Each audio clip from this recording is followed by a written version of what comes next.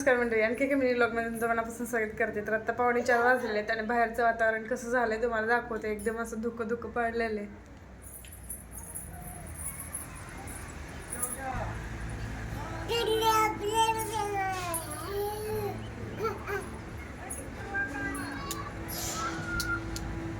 बाहेर मस्त थंडी पडली आहे तर मी माझ्यासाठी आहे ना चहा ठेवलेला आहे. गुळाचा चहा बनवते मी आणि ईशूला हर्षूला दूध देणार आहे मी. इकडं चहा माझा बनतोय तोपर्यंत उकळल्यानंतर याच्यामध्ये गुळ टाकणार आहे लास्टला मी.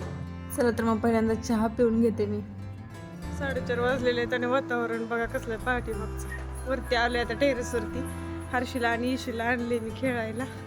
सगळीकडे ना असं धुकं पडलेलं आहे.